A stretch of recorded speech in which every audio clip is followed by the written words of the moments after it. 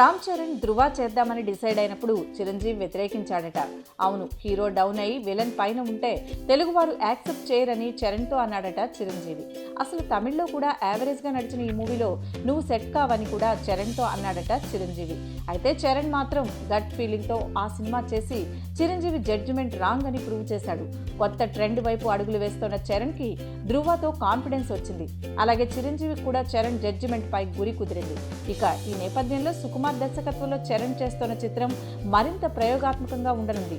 ఈ చిత్రంలో చరణ్ వినికిడి లోపమున్న పాత్ర చేయబోతున్నాడు. చాలా రిస్క్ అయినప్పటికీ సుకుమార్ చెప్పిన కథ విన్న చిరంజీవి ఫ్లాట్ అయిపోయాడట.